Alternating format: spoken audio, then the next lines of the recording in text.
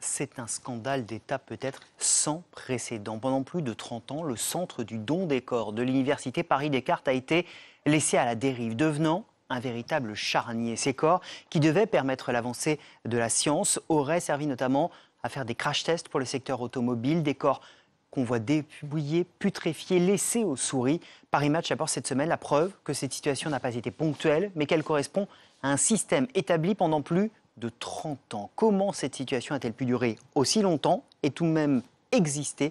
Quelles conséquences aujourd'hui? Le décryptage avec nos invités dans un instant, mais d'abord les derniers éléments de cette affaire avec Anne-Solène Tavernier. Derrière ces murs, au 5e étage de la très respectée faculté de médecine Paris-Descartes, l'horreur sévissait depuis plus de 30 ans. C'est vrai que c'est une partie où ça dégage une forte odeur. Moi j'avais demandé aux surveillants comment ça se fait qu'il y a une odeur comme ça. Ils m'ont dit c'est la pièce en fait où il y a les cadavres et tout ça. C'est là que les dépouilles léguées à la recherche médicale étaient conservées dans des conditions indignes, révélées en novembre 2019. Plus que de simples dysfonctionnements, de nouvelles photos exhumées par Paris Match prouvent que le charnier de Descartes existait déjà en 1988. Des corps posés à même le sol, putréfiés, rongés par les souris et bien pire encore. On laissait ces corps pourrir, on laissait ces corps s'amasser, on laissait des têtes être coupées, des gens jouer au football avec des têtes, des gens jouer aux fléchettes sur des têtes alignées les unes derrière les autres, à raison de 600 à 1000 corps par an transitant ici. Des milliers de personnes dont la dignité a été bafouée. Ma mère a donné son corps en 2015 et on a appris après que son corps avait été une marchandise, maltraitée, vendue parfois à la découpe, parfois pourrie dans un tiroir avec des rats qui venaient la manger.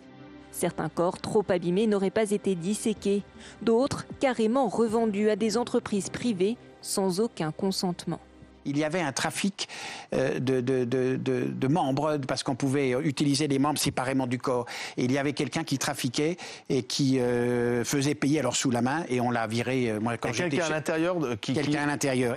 Suite au scandale, le centre de don des corps a fermé ses portes en 2019. Le 15 avril dernier, l'université a, elle, été mise en examen pour atteinte à l'intégrité d'un cadavre. Et cette affaire nous laisse évidemment sans voix. On va essayer de comprendre ce qui a pu se passer avec nos invités. Anne Jouan, bonjour. Merci d'être là. Vous êtes journaliste freelance. C'est vous qui sortez ces révélations pour Paris Match cette semaine, ces fameuses photos qui nous font comprendre que l'horreur existait depuis au moins 1988. Évidemment, on va en parler avec vous. Dominique Ordet, bonjour. Merci d'être là. Vous êtes l'ancienne secrétaire générale du Centre du don des corps de mars 2016 à juin 2018. Vous avez alerté de nombreuses fois, on ne vous a pas écouté. Vous allez nous raconter évidemment tout cela. Et Baudouin Auffray, bonjour, merci d'être avec nous. Vous êtes le président de l'association Charnier Paris-Descartes, toutes ces familles qui sont aujourd'hui dans l'horreur. D'abord, évidemment, il faut commencer avec ces révélations de la semaine, vos informations. Vous êtes venu avec ces diapositives, celles qui aujourd'hui font l'actualité, ces photos qui attestent donc que tout cela existait depuis 1988. D'abord, ces photos, on ne va pas les montrer parce qu'elles sont trop atroces. Qu'est-ce qu'il y a dessus ? En fait, je pense que ce qui est important de rappeler, c'est que l'information judiciaire ouverte depuis le mois de juillet dernier concerne des faits postérieurs à 2013. Là, un chirurgien qui travaille toujours et qui opère à l'étranger m'a envoyé des diapositives. Il a fallu le convaincre. Je vous passe les détails. Ce sont des diapositives de 88 qu'on voit à l'écran. La date est gravée sur le film. Ce sont des diapos qui montrent l'innommable, en fait. Je vous les ai montrés avant qu'on rentre en plateau. On voit des corps qui sont complètement noircis, putréfiés, en état de décomposition avancée. Je les ai montrés à des gens qui connaissent l'intérieur des chambres froides, Dominique Ordet ou Richard Douard, l'ancien directeur du centre. Selon eux, les corps qui sont entreposés là sont là depuis des années. Donc en fait, ce sont des photos de 88, mais parce que j'ai pas réussi à faire mieux. Mais très vraisemblablement, le charnier dure depuis plus longtemps. Anne, on voit des bas-flancs, un peu comme dans des camps de concentration, ces endroits où on faisait dormir, on allongeait des gens, des bas-flancs avec des corps superposés, des corps avec des couleurs horribles, complètement décomposés, abîmés. Mais est-ce que ça se situe à l'intérieur de ce qui devrait être une chambre froide normalement, parce qu'on est dans un local? Oui, alors dans le centre du don des corps, il y avait une immense chambre froide qui faisait à peu près 250 mètres carrés. Voilà.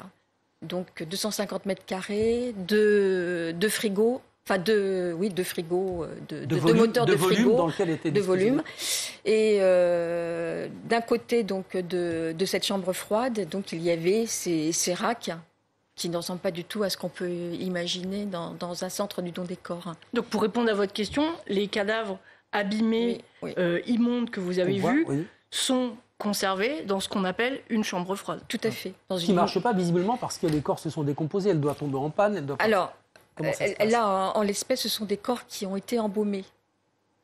D'accord. Donc ils sont censés se conserver. Ils sont censés se conserver, tout à fait. Alors on voit des corps complets, on voit des parties de corps, des morceaux, des membres qui sont posés comme ça, les uns à côté des autres. C'est vraiment une vision. On s'est demandé avec Philippe, et on a eu la réponse assez rapidement quand on a vu ces photos, si on pouvait les montrer. Ça n'est pas regardable, c'est pas possible. Ça peut juste être des photos pour l'histoire judiciaire. Benoît Aufray, ces photos correspondent, j'imagine, à tout ce que l'on vous a raconté, à tout ce que vous avez mis au jour depuis des mois maintenant. Pour qu'on comprenne bien, qu'est-ce qui s'est passé réellement? Qu'est-ce qu'on a fait avec ces corps? Qu'est-ce qu'on a fait avec ces corps? En fait, il y a plusieurs choses. Parce que actuellement, en fait, dans la presse, on parle beaucoup des crash tests. C'est vrai qu'on trouve ça, nous, honteux, parce qu'on n'a pas été prévenus, on n'a pas reçu de communication de la part de l'université. Certains de ces corps ont été maltraités, et mon terme est très faible, et d'autres ont été vendus pour faire des crash tests. Oui, et en fait, nous, on pense qu'il y a des choses comme beaucoup plus graves qu'il faut qu'on mette en avant pour ce scandale. Je pense notamment donc, à l'École européenne de chirurgie qui a été dirigée par Guy Valencien et qui a revendu des corps pour plusieurs milliers d'euros à des entreprises privées. Je pense... Pour faire quoi de ces corps? Pour faire des expériences. Je pense que peut-être que Dominique Cordet pourra compléter ce que je vais dire. Je pense aussi à ces crânes, à ces parties d'ossements qui ont été revendues au marché noir pour des cabinets de curiosité. Je pense à ces corps qui ont été rongés par les rats, qui ont été mangés par les vers et qui ont été conservés dans des conditions indécentes, sous 17 degrés. On entend votre émotion, je vous arrête là, parce qu'en fait, c'est extrêmement précis et malheureusement, on a très bien compris l'enfer de tout cela. En fait, ce que je voulais conclure avec ça, c'est justement, moi je pense surtout à ces familles, à nos familles qui ont donné leur corps à la science par altruisme et qui ont été traitées comme des moins que rien, en fait, dans ce charnier. C'est évidemment, je vous donne la parole dans un instant, mais c'est évidemment tout l'enfer de cette histoire, c'est-à-dire ces corps qui n'ont pas été respectés, ces familles qui n'ont pas été respectées. C'est quelque chose qui vous tient aussi à cœur, parce que vous avez été dans cette institution, vous avez alerté, c'est-à-dire que vous aussi, vous y êtes allé avec votre éthique, qui n'était pas celle qui correspond à ce qu'on est en train de décrire, et vous vous êtes battu pour que ce soit reconnu. Expliquez-nous ce qu'on vous a dit, comment on s'est comporté avec vous quand vous avez alerté à plusieurs reprises de l'indignité de ce qui se passait. Alors, ça s'est passé par plusieurs étapes. Je suis arrivée en mars 2016, je vais essayer d'être un peu rapide, et j'ai eu ma première grosse panne en fin avril et mai 2016. Et c'est là justement, c'est à ce moment-là qu'il y a eu 17 degrés dans les chambres froides, avec toutes les conséquences que ça a pu avoir sur les corps. Ce que j'ai constaté dans un premier temps, c'est que ma difficulté à accepter cette situation, finalement, était presque incongrue par rapport Votre douleur est aussi forte. Par rapport aux réactions des gens qui m'entouraient. Finalement, c'était quelque chose de normal. Quand je posais la question, mais on va mettre à disposition donc des corps où il y a peut-être des vers qui vont sortir, comment on fait, etc. On me dit, oui, c'est une interdiction de faire des photos.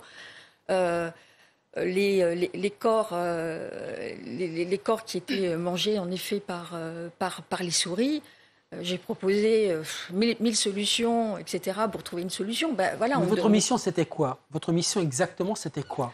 Moi, j'ai été recrutée pour m'occuper des aspects administratifs, financiers, et d'une étude de faisabilité qui a été lancée en mars 2016. Pourquoi faire? Pour faire des travaux. Pour faire des travaux dans ces fameuses chambres froides, que les corps soient respectés, que cette situation donc, qui perdurait, dont on avait tous conscience, eux en tout cas, devait cesser. Devait cesser. Alors, je pense que tout le monde avait conscience qu'il devait faire des travaux, mais je dirais, le terme d'éthique n'a jamais été prononcé par quiconque de mes interlocuteurs au sein de la direction de l'université. Sauf si à la fin, je crois que j'ai un mail où on me dit que oui, on est soucieux de l'éthique. On se souvient que vous existez. Voilà. Mais en fait, il y avait vraiment ce décalage entre ce que je racontais, de ce que je voyais, et les réactions des personnes qui étaient en face de moi.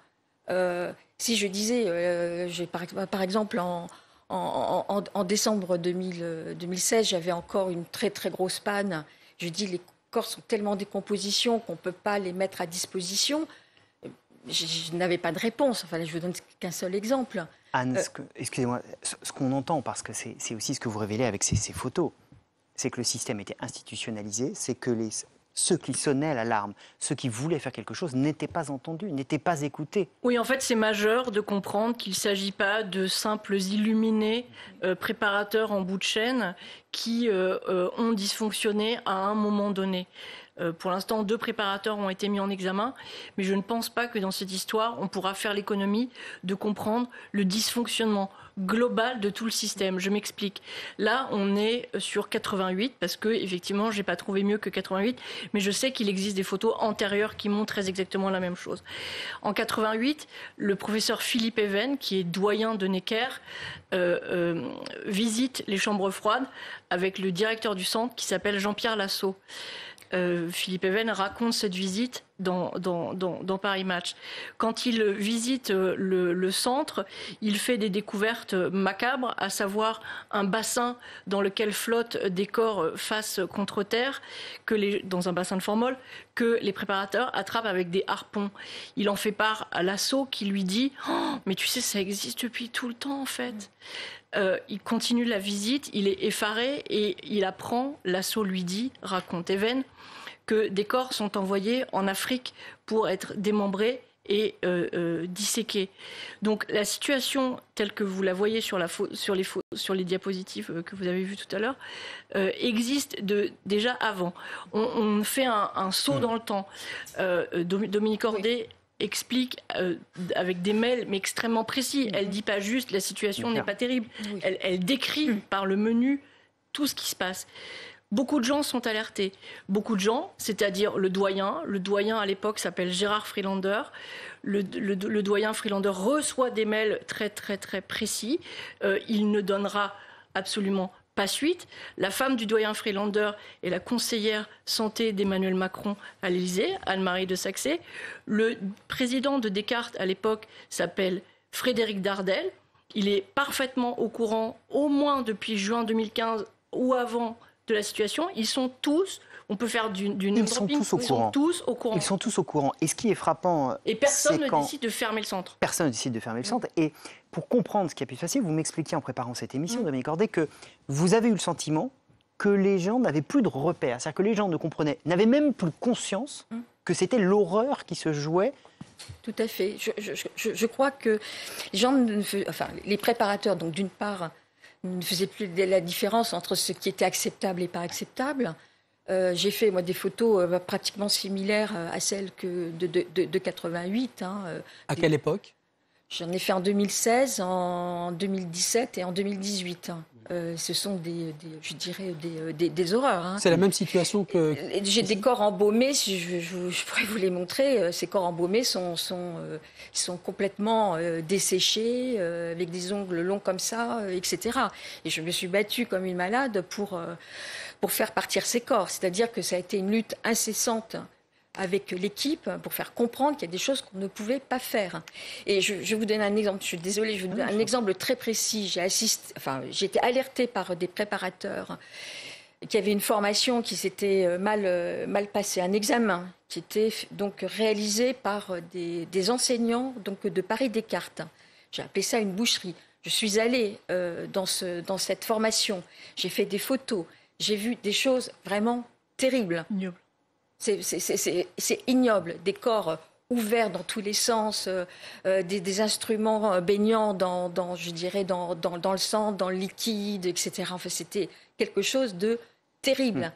Et c'était un cours encadré par des enseignants. J'étais tellement, malade de ça que j'ai fait une note. J'ai J'ai eu une réunion avec l'ensemble des directions de l'université. Il ne s'est rien passé après. C'est ça qui est évidemment révoltant. C'est en 2017, ça, juillet 2017. Baudouin-Auffray, il y a toutes ces histoires, il y a tous ces noms qui sont cités. Où en est la justice aujourd'hui? Que va-t-il se passer? Alors pour l'instant, la période qui a été retenue est de 2013 à 2019. 2020. Nous, ce qu'on sait, et de toute façon, Anne l'a prouvé avec ses dernières révélations dans l'Express, mais nous, on était aussi au courant que ça durait depuis bien plus longtemps, parce qu'on recevait en fait des témoignages d'anciennes personnes qui travaillaient au sein de Descartes, ou actuellement aussi, mais malheureusement, il n'y avait pas de preuves matérielles. Donc on se limitait vraiment qu'à ces témoignages. Et les familles qui nous contactaient donc, pour nous dire qu'est-il arrivé à mon proche qui a donné son corps en 2000, on ne pouvait que leur répondre. Malheureusement, on ne peut pas vous dire avec certitude que ça s'est bien passé. Voilà. Pour l'instant aussi, ce qu'on apprend aussi, c'est qu'il y a 2 préparateurs qui, il me semble, ont été mis en examen. Malheureusement, enfin, ce que je veux dire, c'est que nous, ça ne nous suffit pas. Ce qu'on veut, c'est que les responsables parlent devant un juge. Donc quand je dis les responsables, c'est Guy Valencien, c'est Frédéric Dardel et c'est l'ancien président Axel Kahn, qui était président de 2007 à 2011, bien qu'il prétend n'avoir jamais été au courant de cette affaire, alors qu'on est d'accord que le centre du don des corps est un élément sensible. Baudouin, pardon, mais Anne aussi de cette question, on a l'impression que ça fonctionnait comme une secte. Oui, je pense que la comparaison avec la secte. Oui, je pense que la comparaison avec la secte est bonne. C'est-à-dire que les étudiants qui arrivent à Descartes pour disséquer au début en première année, puisqu'après cette formation va disparaître en 2014. Trouve qu'il y a un problème. Tous les gens dans vos entourages qui sont allés à Descartes, qui sont formés à Descartes, vous disent que c'était pas normal. Donc ils le disent à leur enseignant. Et leur enseignant leur répond, mais pour moi c'était déjà la même chose à l'époque. Ah monsieur le professeur, si c'était déjà la même chose pour vous à l'époque, alors on va rien dire, on n'ose rien dire. Donc il y a une espèce de je te maltraite comme j'ai été maltraité moi-même. Et puis si de toute façon tu commences à dire que c'est pas normal, que ça sent mauvais et que c'est un peu dégoûtant, mais tu seras pas un homme et tu seras jamais un médecin. Parce qu'il y a ça dans le dessin qu'on a retrouvé de 1968, qui est très très éloquent, où finalement il y a cette espèce de bizutage, de mélange sectaire, et puis surtout, celui qui va parler, celui qui va dénoncer, c'est celui qui va tuer l'anatomie. Et quand le premier papier sort dans l'Express, on nous accuse de tuer l'anatomie. Mais je suis désolée, c'est pas les révélations qui arrivent des années après qui tuent l'anatomie. Ce sont les anatomistes, ce sont les médecins, c'est la présidence de Descartes, c'est tout l'ensemble du système qui a lui-même détruit, piétiner l'anatomie, qui était déjà une discipline mal aimée et difficile, puisque je vous rappelle que jusqu'à récemment, on disséquait uniquement les indigents et qu'à la Renaissance, les anatomistes pillaient les cimetières, vidaient les tombes pour disséquer. C'était déjà une discipline compliqués, mal aimés, ils se sont tués tout seuls. Et grâce à votre travail, on comprend effectivement l'horreur ponctuelle de ce qui s'est passé dans ce cas précis, que ce n'est pas le procès de l'anatomie, évidemment. Et c'est aussi grâce à vos témoignages, à vos prises de parole qu'on peut le comprendre. Merci d'avoir eu le courage de venir. Merci beaucoup, Anne, bravo pour ces explications et pour ces photos qui, évidemment, relancent cette affaire qu'on continuera à suivre dans Affaires suivantes. Vous restez avec nous dans un instant. On reviendra sur le procès mardi qui va commencer de Jacques Rançon, le tueur de la gare de Perpignan. –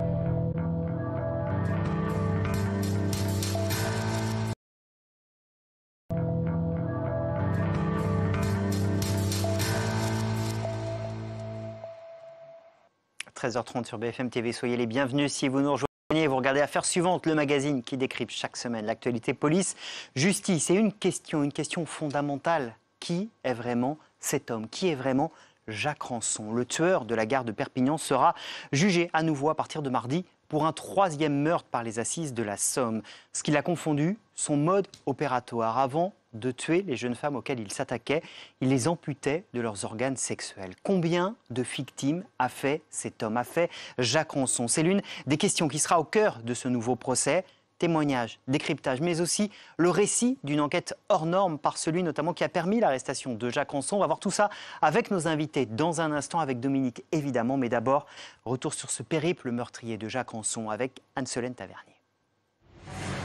C'est dans ce décor champêtre de la Somme, entre culture céréalière et bois, que le corps sans vie d'une jeune femme de 20 ans est retrouvé le 3 juillet 1986, à moitié dénudée et mutilée. Isabelle Ménage était portée disparue depuis plusieurs jours. Samedi dernier, le 28 juin, il faisait très chaud. Visiblement, Isabelle s'est arrêtée. Une question reste posée. Pourquoi ? Il faudra attendre 33 ans pour résoudre l'énigme et pour que Jacques Rançon, ici en mars 2018, passe aux aveux après 45 heures de garde à vue.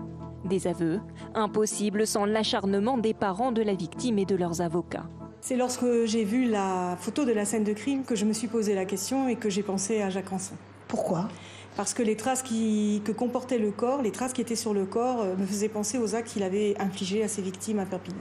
Jacques Rançon, le tueur de la gare de Perpignan. À la fin des années 1990, ce quartier de la cité catalane est hanté par une série de meurtres.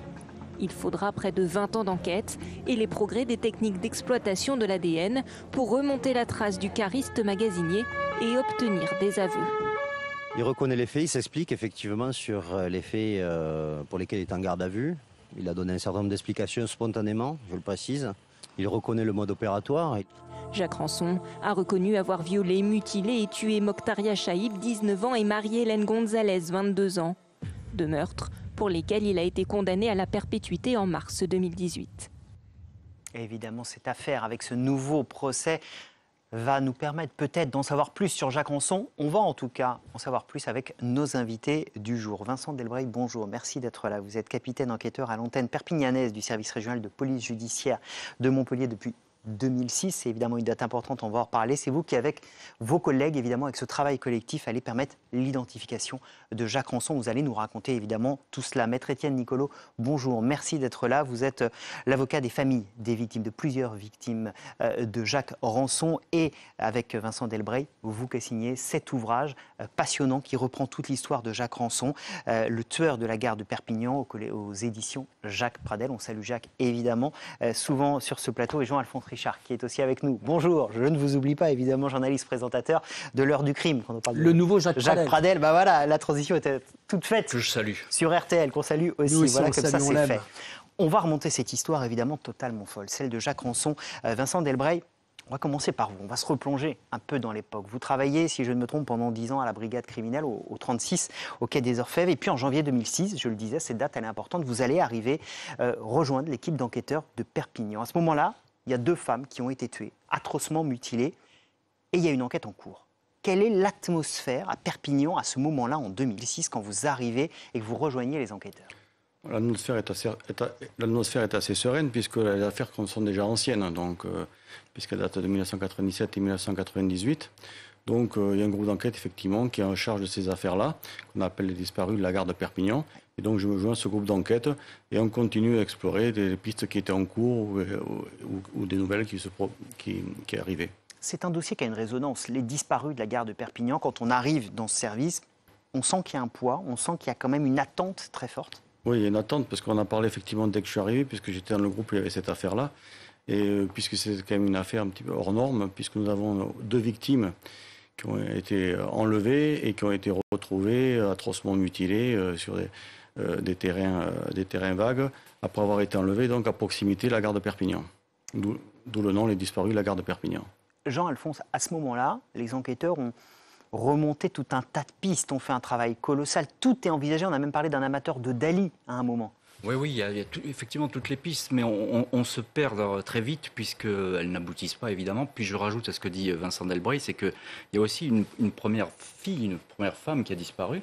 C'est Tatiana Andoujar. On n'a jamais retrouvé le corps. Donc finalement, ça fait quand même beaucoup de monde qui disparaît autour de cette gare. Et pour ce qui est du profil du tueur, pour les 2 cas constatés, on sait que c'est pas un as du couteau, j'ai envie de dire, mais en tout cas, les victimes sont atrocement mutilées. Il y a toujours ce modus operandi qui est toujours le même.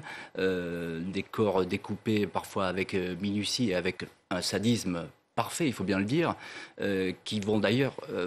une technique qui va faire perdre beaucoup de temps aux enquêteurs, puisqu'on va penser que c'est un boucher, un équarrisseur, ou voire même un chirurgien qui a procédé à ces tueries.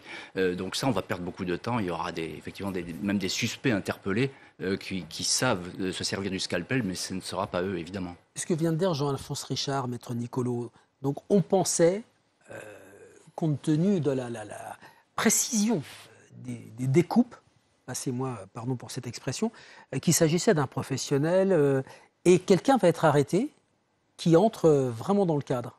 C'est le début de l'affaire et c'est sûr que les experts se sont trompés quand ils disent que ces découpes sont chirurgicales. Ça fait perdre du temps. Ça fait perdre du temps et surtout, ça mène les enquêteurs sur une fausse piste. Cet homme qui est arrêté s'appelle Palomino Barrios. Qui est-il, dit-il ? C'est un faux chirurgien péruvien qui vit dans le quartier de la Gare, pas très loin, qui vit sur le parcours qu'a emprunté Mokhtaria Chaïb la nuit où il a été tué.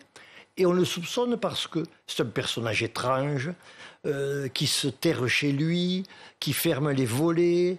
Et tous ses voisins sont inquiets. Et puis, il a fait de faux documents.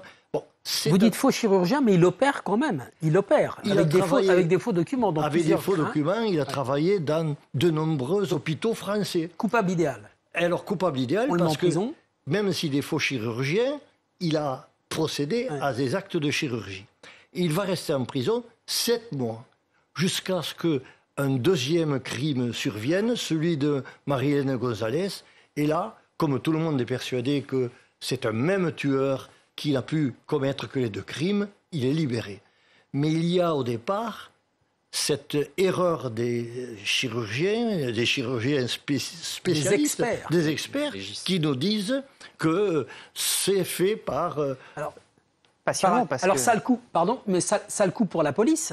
Ça a le coup pour la police parce que le suspect, on le remet dehors. Oui, alors faut préciser aussi qu'il était suspect idéal parce qu'il n'a pas simplement que le fait qu'il ait été faux chirurgien ayant exercé à l'hôpital de Perpignan, d'où d'ailleurs il a été ensuite viré. Ce qu'il faut préciser, c'est qu'il habitait en fait sur le chemin qu'empruntait Mokhtaria Chaïb pour rentrer à son domicile et qu'en plus... Et il avait un fourgon qu'il n'avait jamais, et comme par hasard, il avait lavé le lendemain du meurtre. Et en plus, quand il a été mis en garde à vue par les collègues, il a fait des déclarations qui s'avéraient fausses. Donc effectivement, au départ, c'était le coupable idéal. Ça fait beaucoup. Vincent Delbray, quand le suspect principal tombe, que vous avez ce deuxième meurtre, comment on travaille ? Comment on s'y met à ce moment-là? Comment on essaye de relancer l'enquête? Bon, moi, je n'étais pas là à l'époque, j'étais encore à la brigade criminelle de Paris. Effectivement, sinon, pour les collègues, on fait l'enquête classique. Donc, on repart sur une enquête avec une recherche de témoignages. Évidemment, l'étude de la scène de crime, avec le prélèvement de divers scellés qui sont sur place. L'enquête sur la victime elle-même, donc Marine González, pour savoir effectivement tout son entourage, etc. L'enquête de voisinage, et puis rechercher des témoignages pour voir si effectivement, pour essayer de trouver l'auteur. Alors après, effectivement, cette affaire-là se rapprochait de la précédente, et il y avait quand même quelques différences, dans les 2 cas, on a une jeune fille qui disparaît aux alentours de la gare de Perpignan, et qui sont retrouvées mutilées sur des terrains vagues, chacune, mais avec des découpes qui pas tout à fait pareil dans les 2 cas. Et puis dans le premier cas, le corps a été exposé à la vue de tout le monde sur ce terrain, alors que dans le deuxième cas, le corps a été quand même en partie camouflé. Il y avait quand même des découpes dans les 2 cas. Jean Alphonse, il y a une psychose à ce moment-là autour de Perpignan sur cette histoire. Il y a tous les ingrédients, on l'entend bien, pour créer de la peur. Oui, bien sûr, mais c'est une ville qui est, j'allais dire terrorisée, mais en tout cas qui vit sous cette pression permanente. Il y a un tueur dans la ville, c'est évident. Encore une fois, 2 femmes atrocement mutilées, tuées, une autre femme qui a disparu, donc on se pose des questions.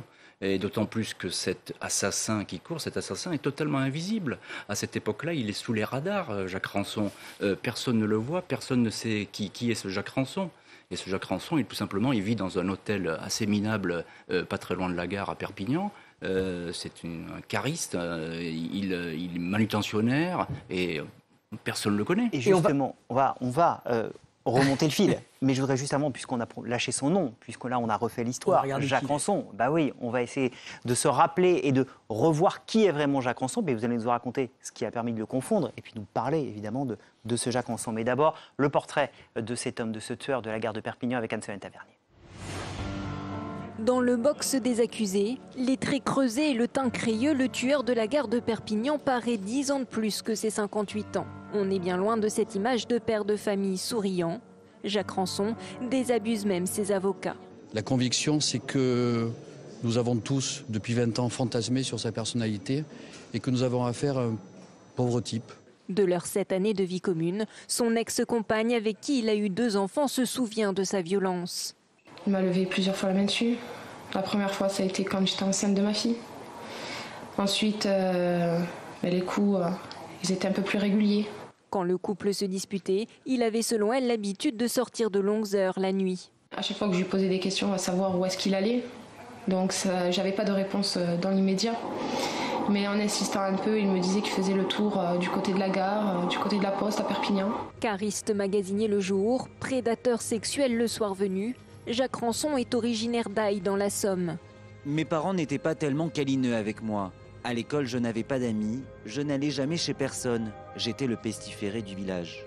À l'adolescence, il tombe dans la délinquance et commet sa première agression sexuelle.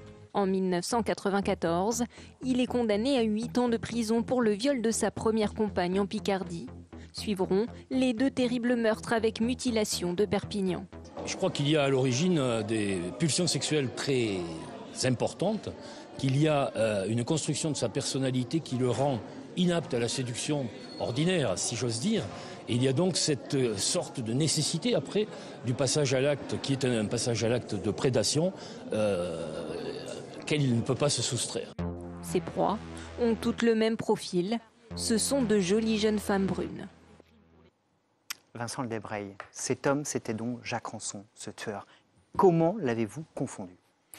En fait, pour un travail d'enquête assez classique, parce que quand j'ai repris l'affaire à plein temps en 2009, un axe principal qui était à privilégier, c'était la recherche d'ADN, les éléments matériels, parce que dans ces affaires anciennes, le meilleur moyen d'arriver à quelque chose, parce qu'avec le temps, les souvenirs s'en fassent, etc., les témoignages sont moins concordants, moins précis, c'est une recherche, effectivement, d'éléments matériels, donc la recherche ADN. Donc, avec la juge d'instruction, nous avons repris tout un ensemble de tous les scellés des 2 affaires, donc Moctaria Chaïb et Marianne Gonzalez. On a fait un inventaire des scellés retrouvés autour des corps pour savoir ceux qui pouvaient faire l'objet d'une recherche ADN, sachant que ça avait déjà été fait, mais quelques années auparavant. Entre-temps, la science avait évolué. Donc, on a sélectionné une trentaine de scellés, 16 dans l'affaire Moctaria Chaïb et 19 dans l'affaire Marianne Gonzalez, si on rappelle bien. Et donc, tous ces scellés-là, on les a envoyés au laboratoire Biominis de Lyon pour qu'ils fassent une étude approfondie sur tous ces scellés pour essayer de trouver un ADN qui nous permettrait d'identifier l'auteur. Ça revient et ça match. Voilà, ça revient. Alors, ça ne matche pas tout de suite. En fait, ce qui revient, on a des résultats qu'on peut dire partiels, puisqu'en fait, dans l'affaire Moctaria Chaïb, sur une chaussure, on retrouve un mélange d'ADN et puis surtout 2 ADN partiels. Alors, ADN partiels, on peut les comparer. Donc, au moment où on les reçoit, on pouvait les comparer donc, avec les différentes personnes qui étaient intervenues sur le crime pour ce qu'on appelle des incriminés, et puis aussi comparer avec tous nos suspects qu'on avait dans cette affaire-là. Dans l'affaire, on avait plusieurs suspects potentiels. Par contre, à l'époque, on ne pouvait pas le rentrer au FNAG, le fichier national automatisé des empreintes génétiques, parce qu'on avait des ADN partiels. Par contre, ce qui s'est passé, c'est que donc, à l'été 2014, on a reçu une nouvelle version du FNAG, plus moderne et donc plus pointu, qui permettait d'intégrer les ADN partiels. Et donc, la première fois où c'était fait en France, c'est pour cette affaire-là. Et donc, là, par contre, ça a matché effectivement un des deux profils partiels qui a été retrouvé sur la chaussure droite de Moctaria Chaïb, qui avait été abandonné dans un jardin juste à côté de la scène de crime par l'auteur, donc a matché avec le profil génétique de Jacques Rançon. Et c'est la preuve que la science marche. Là, il y a le travail précieux de ceux qui vous ont précédés, qui avaient gardé ce scellé, cette chaussure de Moctaria Chaïb. Il part avec Jacques Rançon et il la jette dans un jardin. Quelqu'un la trouve, fait le rapprochement peut-être avec la découverte du corps de Moctaria Chaïb, prévient la police, ne touche pas la chaussure. La police vient, prélève la chaussure, on la montre à la famille, c'est bien la chaussure de Moctaria, et ce scellé va être gardé. Et ça, c'est très important. Il y a autre chose aussi, c'est qu'on aurait pu l'arrêter avant. Oui, parce que Moctaria Chaïb est tué au mois de décembre 1997. 3 mois après, le 9 mars 1998, une jeune femme est agressée près de chez elle. Sous un Porsche. Sous un Porsche, par Jacques Rançon, qui lui ouvre le ventre en lui disant « je vais te tuer ».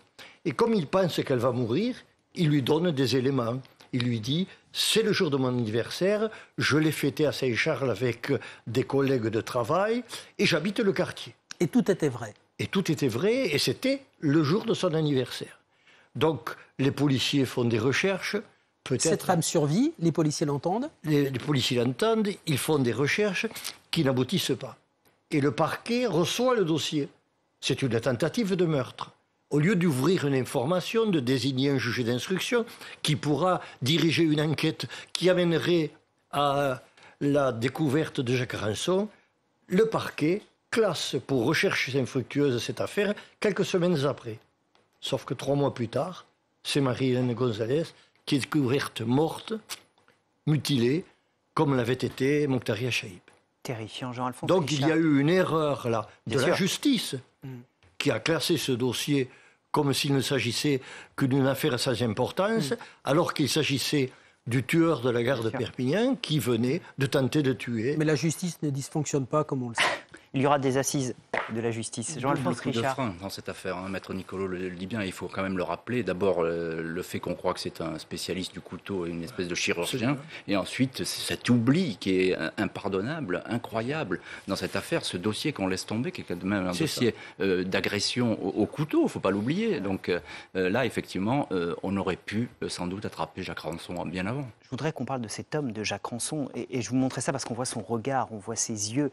Vous l'avez rencontré, vous allez nous en parler, Jean-Alphonse Richard. Qu'est-ce qu'on sait de cet individu?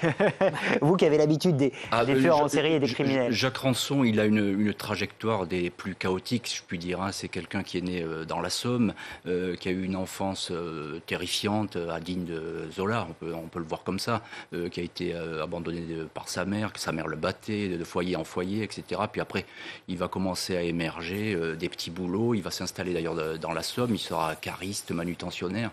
Voilà, ça c'est le trajet très résumé de Jacques Ranson, qui dira lui-même qu'il a connu quasiment l'enfer. Il vivait dans une espèce de cabane en tôle, parfois sans chauffage, etc. Il n'a pas eu d'éducation aucune, il n'allait pas à l'école, il était à moitié scolarisé. Donc voilà, ça c'est le portrait en creux de Jacques Ranson, qui n'excuse pas d'ailleurs évidemment ses forfaits. On voit le portrait que vous nous peignez, vous l'avez eu en face de vous. Il se comporte comment quand vous l'interrogez?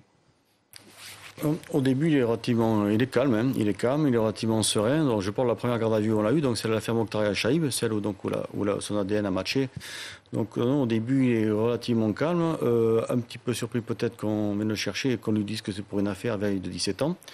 Et donc il répond calmement et sereinement aux questions. En tout cas, au début de la garde à vue, quoi. Après, petit à petit, que la garde à vue avance et qu'on lui sort petit à petit nos arguments, notamment sur la fin, on lui sort la présence de son ADN, qui était l'argument final qu'on avait gardé. Là, évidemment, son attitude commence à changer. Son attitude a changé aussi quand on l'avait amené le second soir, donc refaire le parcours à partir de la gare de Perpignan et jusqu'au terrain vague, où là, il était mal à l'aise un petit peu, et notamment, il faisait un blocage sur la portion du boulevard où le corps a été retrouvé, et où il nous a dit qu'on n'était jamais allé, ce qui n'était pas crédible dans la mesure où, aux auditions précédentes, il nous avait dit qu'il se promenait dans toutes les rues de Perpignan, quoi. Maître, comment vous le décririez? Alors, moi, à cette époque-là, j'avais un avis différent de la plupart des gens qui assistaient au procès. Les psychiatres ne parlaient pas de sadisme ni de perversité, alors que pour moi, c'était un sadique pervers. Il avait toujours expliqué les découpes sur Mokhtaria en disant « je voulais faire disparaître mon ADN ». Et puis quand ensuite il y avait des découpes sur le corps de Marie-Hélène Gonzalez, il disait « je voulais qu'on ne la reconnaisse pas ». Or, on sait qu'en 1997-98, les recherches ADN en étaient à leur balbutiement. Donc, comment aurait-il pu penser à ce moment-là qu'on risquait de retrouver son ADN? Il ne voulait pas dire que ça lui avait fait plaisir. Il ne voulait pas dire qu'il était pervers. Or, aujourd'hui, on sait, parce qu'il y a l'affaire qui va être jugée à partir de demain, Isabelle Ménage, que, en ce qui concerne Isabelle Ménage, il l'a aussi mutilée dans les mêmes conditions que Mokhtaria Chaïb, alors qu'à cette époque-là, l'ADN, les recherches ADN, ça n'existait pas. Donc, il nous explique que Mokhtaria Chaïb a été mutilé parce qu'il ne voulait pas qu'on trouve son ADN, mais quand il a tué Isabelle Ménage, il n'était pas question d'ADN, et avant longtemps. Quand on vous entend, et c'est bien l'une des clés de ce qui va se passer cette semaine, avec ce procès qui s'ouvre pour Isabelle Ménage, est-ce qu'on a, Jean-Alphonse, quelqu'un qui a pu commettre par le passé de nombreux meurtres. Est-ce que c'est un tueur en série de grande importance? Quelles sont les questions auxquelles on va être tenté d'avoir des réponses? Alors, nombreux meurtres, évidemment, on ne sait pas. Il a été condamné pour deux histoires. Il va passer en jugement pour une troisième histoire. Isabelle Ménage. Un petit mot, si vous voulez, sur Isabelle Ménage et sur le modus operandi, parce que c'est important. L'autopsie, là, va être complètement ratée. Complètement foiré en 1986 quand on découvre le corps, le légiste finalement ouvre et ferme et puis au revoir, il y a un non-lieu, donc là il y a une énorme erreur qui est faite et ensuite on va exhumer le corps grâce aux avocats qui vont faire des recoupements avec les cas précédents. On va trouver que le cadavre comporte des plaies géométriques, comme on les appelle, c'est-à-dire c'est des plaies très particulières qu'on a retrouvées dans les autres cas avec Rançon. Alors, vous me posez la question de savoir s'il y a eu plusieurs autres cas. Ça, c'est un gros point d'interrogation avec Rançon. Parce que après l'affaire Ménage, qu'il a avoué, puis ensuite il s'est rétracté, mais après l'affaire Ménage, il y a 10 ans de silence pour Rançon. Alors, c'est pas exceptionnel dans le cas des tueurs en série. Il peut arriver qu'effectivement, le tueur de l'ombre, de l'ombre... Marcel Barbeau dans l'Oise, exactement. Dominique Rizet connaît parfaitement l'histoire. 10 ans aussi d'arrêt. Donc, sans doute, il y a l'histoire des 4 disparus de l'autoroute 26, dans l'Aisne, c'est pas très loin, où on peut se poser des questions. Le cas de Tatiana Andoujar, il n'est pas dedans, il était en prison à ce moment-là. Et voilà, c'est dire mais il y a des questions. C'est dire qu'il y a encore beaucoup de mystères, qu'on attend beaucoup de réponses. Plus de questions que de réponses. De cet homme. Plus de questions que de réponses. C'est la fin de cette histoire, Dominique. Vous aimez bien cette phrase qui était... la dernière phrase. L'énigme a presque été entièrement résolue. Presque entièrement. Si on veut tout savoir de Jacques Rançon, l'auteur de La Gare de Perpignan aux éditions Jacques Pradel. Merci beaucoup d'être venu sur notre plateau. Merci Jean-Alphonse, à très bientôt. Dominique, on se donne rendez-vous pour un nouveau numéro d'Affaires suivantes dimanche prochain. Bon dimanche sur BFM. Sans moi dimanche prochain.